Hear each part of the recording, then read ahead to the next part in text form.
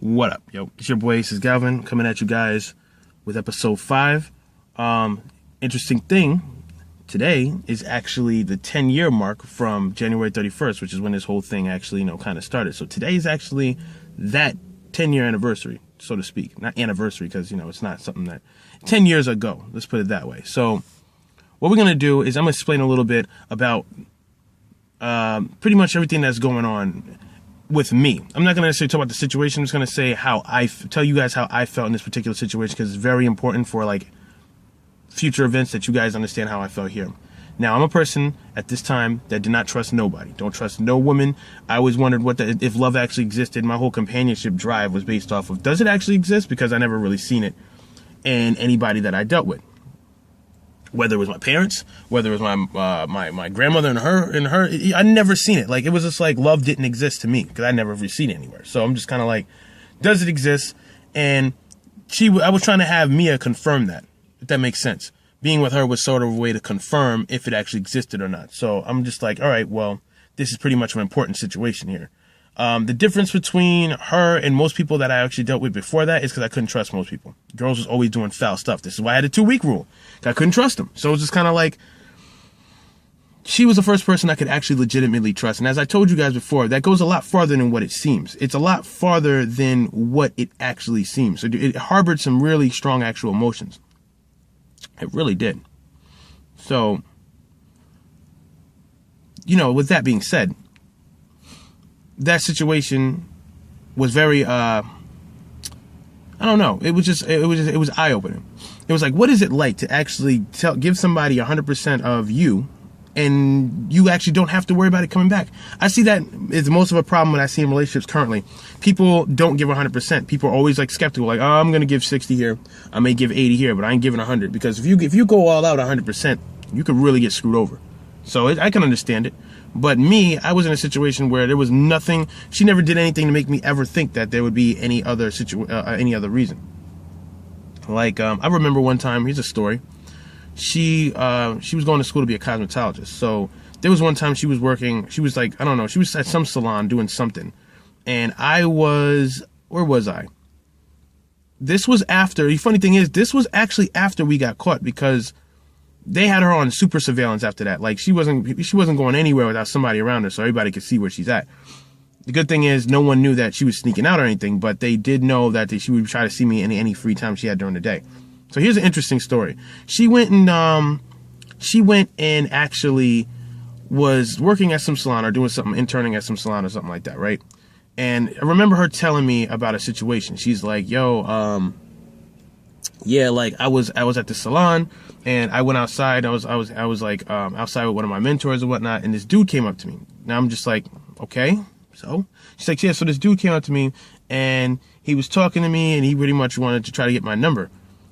I'm like, all right. So what are you telling me for? She's well, I told him I didn't want to give him my number, and I was in a relationship and all that, blah blah blah. And I'm just sitting there okay. And she's yeah, but I ended up giving him my number. And I'm just looking at her what? I'm why? That makes no sense. If you told him no and you told him you're in a relationship, why would you give him your number for? Now, mind you, this is a person that I just never ever expect any kind of distrust from. I'm why did you do that? What is the point? She's oh, well, because he really wouldn't let me get out the situation without giving him a number. I'm who is this guy? Couldn't find out that information. But she's I don't know, just some random person that was around my salon at the time. So I'm I got pretty pissed off about that. I'm yo, what the hell? I'm don't you understand that you just don't do things like that? Or if you don't even give them the fake number, because that just gives them something to freaking go off of if they ever see you again. And especially if they see you in an area like that, if they know that you are at this particular place and you give them a fake number, they just gives them a perfect opening to actually talk to you again. I'm you just tell them no and you leave that whole thing alone. She got literally, I was pretty upset about that, but I wasn't upset to the point where I was legitimately yelling or anything. I was just kind of yo, why would you do that? She's I didn't really mean nothing by it. It wasn't like that, but, he just wouldn't leave me alone unless I gave him my number. So I just gave him my number, but I don't intend on answering. I'm but when she seen how I responded to that, I seen empathy. I seen, remorse. And that's something I don't usually see in people, even to this day. when somebody does something mad grimy, usually you just don't see that remorse. All you usually get is a bunch of BS that's like, oh, but I did it, or I did it. It's always like some reasoning behind why they did it, and it's almost like I'm justifying it, so you're just gonna have to deal with it. That is just mad nonsense. She was on some, I understand I made my mistake, and I'm sorry.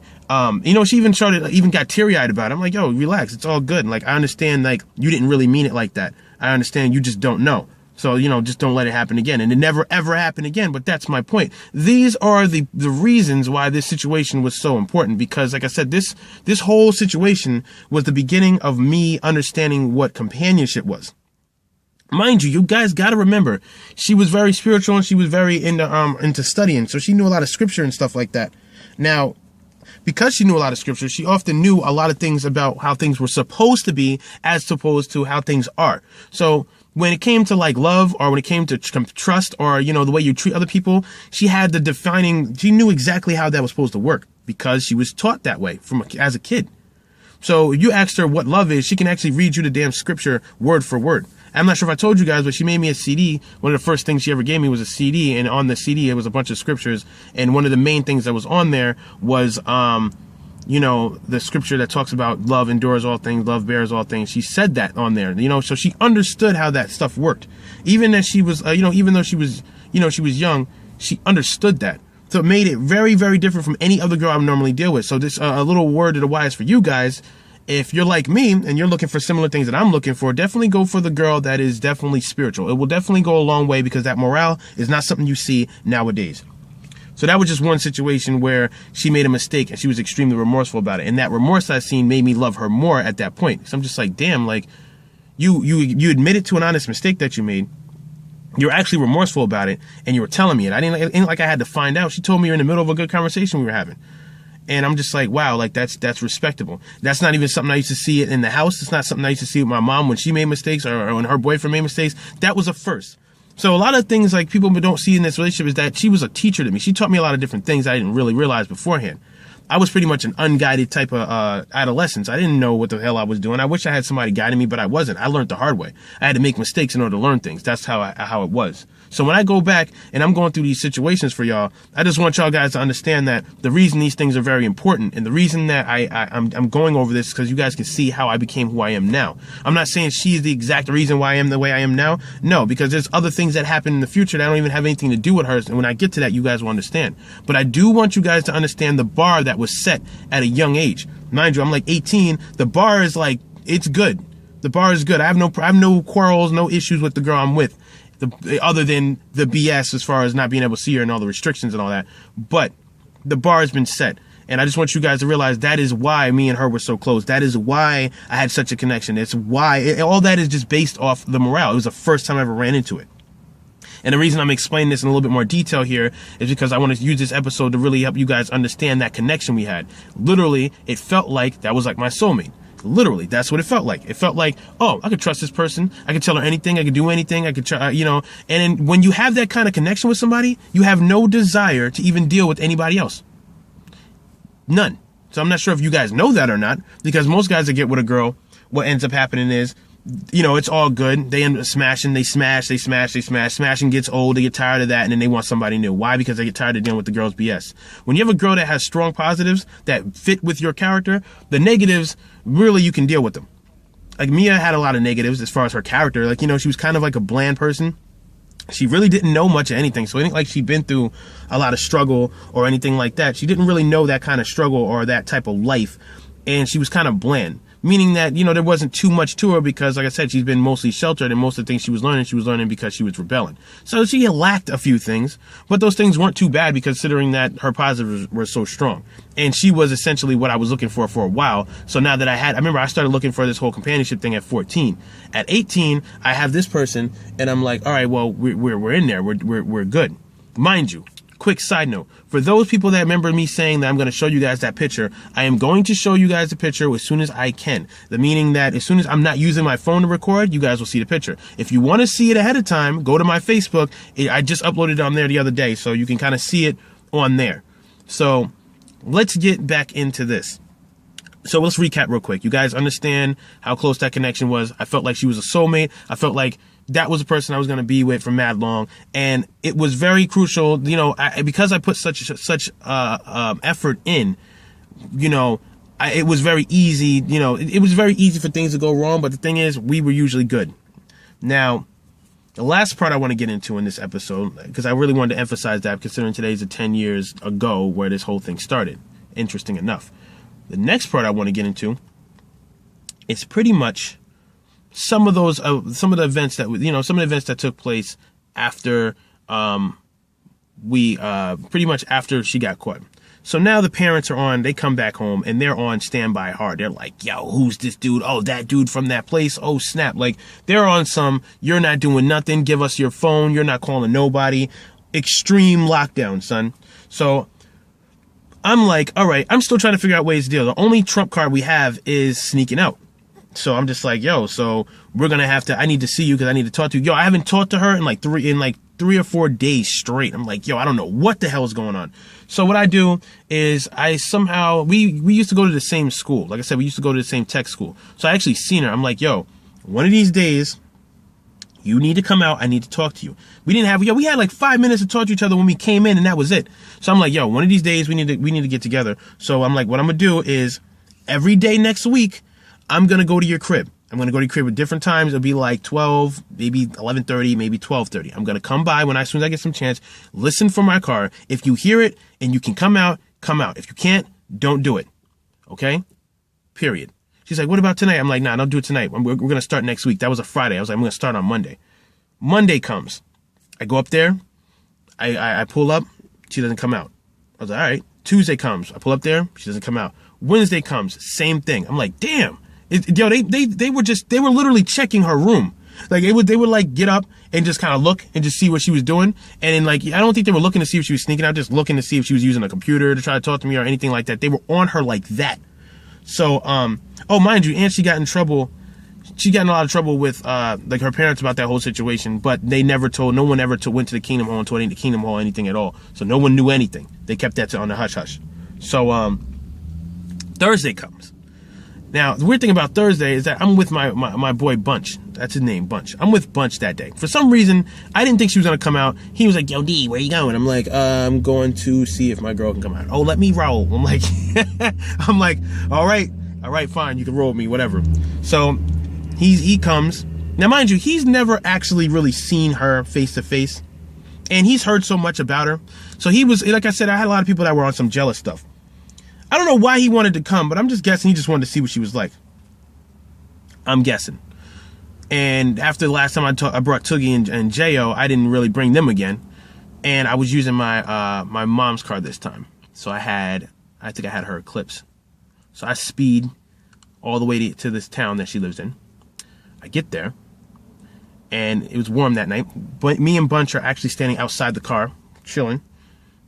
As always, I'm just getting mad nervous. I always get nervous when I'm there. I'm just like, oh man, like, I don't want her to get in trouble. I always think that, what if she goes out and then when we come back, like, all the lights are on in the house or something like that, which, mind you, that ends up happening. We're going to get to that. So she comes out and I'm like, yes, she's finally fucking out. Tell me how this nigga Bunch, right, didn't want to get out the front seat. Real talk. I'm like, yo, there she goes. She's coming right now. I'm like, yo, get in the back. Nah. What you mean? Nah, I ain't getting in the back. I'm like, what are you talking? I'm like, yo, I'm like, son, that's my girl, my nigga. You need to get up and get in the back, son. Like, what the fuck you mean? Nah, I'm not getting in the back. I'm literally getting mad tight at this point. Like, I look at him like a little brother, like a really little brother. Like, he was a couple years younger than me. I'm like, I'm ready to, like, backhand him. And I'm like, and she comes over to the side of his window. No, she comes over to my side, gives me a kiss. Tells me, I'm like, yo, get, like, come get, hurry up, get in. So she goes around, and when she goes to this door, this nigga don't even open the door. I'm ready to hit this nigga. Like, I'm really ready to, like, bop. But unfortunately, she's like, oh, it's okay, I'll just get in the back. Son, let me tell you, I was so tight. When she got in the back, so she's kind of like right here in this area. And I'm just driving, right? And I got that look on my face. I got that exhibit trying to rap hard look, like. So I'm just driving. I'm just like, Bunch is like, yo, D, like, yo, where are we going? I don't make a sound. I don't make a noise. I'm just like, Mia's like, she's like, yeah, babe, like, you ain't gonna answer him? I'm like, stop the car. I'm like, yo. I literally open my door, I get out, I walk. Now, mind you, I'm in the middle of the road, got the hazards on. Open the door, walk around, open his door. I'm like, yo, get out. Get the fuck out. He's like, yo, are you serious? I'm like, get out the front seat, nigga. So he actually gets out. I'm like, Mia, please come up here. She comes up there, put him in the back seat. We continue on. I drive home, drop that nigga off quick. I was like, yo, I dropped him off so fast. I got back to my city so quick. I was like, get out, my nigga. Get out. That nigga got out. I didn't say nothing. I pulled off. The rest of that night, I forgot where we went. Where did we go? I don't even remember that. We went somewhere. It was like my house or like, it was definitely like my basement, I think. Because I had like a setup down there. I think, I don't know what we were doing. I think we just went to basement and we just chilled. There was a lot of times where we could have did things, but we didn't. It was just kind of just chilling. And I was talking to her about that situation. And during that talk, she told me that, you know, her parents came home. They got mad pissed off. Her mom tried to slap her. She didn't. She weaved it. But, you know, she was telling them, they were asking, like, what the hell were you thinking? And she explained it as follows. She's like, you know, I like him. We were both free, so blah, blah, blah, blah. Like, he was with me. I just so happened to stop off at home, but we were going to go back to my job, blah, blah, blah, blah. But I wasn't doing anything or anything like that, blah, blah, blah, blah. Their mom's like, oh, we're going to take you to a doctor to get you, see if you had sex. I'm like, she told me that. I'm like, are you kidding me? I'm like, she's like, yeah, but there's more. I'm like, all right, so what are you talking about? She's like, yeah, so mind you, we're both laying down talking about this, right? I'm getting tight. I'm like, they took you to get a test to see if you were still a virgin or not? She's like, yep. I'm like, are you fucking kidding me? She's like, nope. So what she told me was they went to the doctor. The doctor did the test. She still was. But the thing is, what Mia did was she told the doctor not to tell him because, you know, they have that right. She's like, nope, don't tell him. Don't tell him nothing. So when her mom came back out, the doctor's like, yeah, she told me not to tell him. Mia was like, you know, you got to take my word for it. I didn't do anything like that. I'm telling you, blah, blah, blah, blah. So mind you, at that point, if I would have done something at that point, I probably would have gotten a lot of trouble because I was 18. I think she was 15 at the time. Yeah, 15, about to be 16. Now, can you imagine?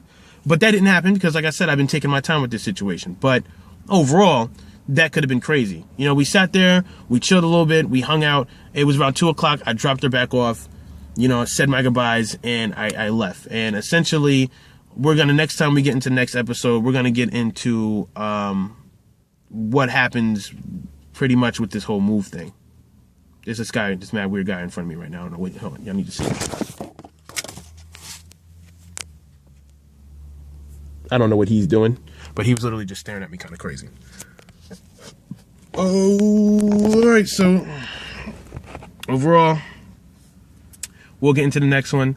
Like, I hope you guys really understand, like, what I really want you guys to understand from this episode is the important bond that we had, and on top of that, how this all is going to play into stuff in the future. When we get into the next episode, it will definitely be going into this move. Like, when we actually moved, it will be going into a couple other situations and problems that we were having, and it's going to keep going. So tune in, subscribe if you haven't. This is going to be a daily thing. I know you guys like consistency with videos.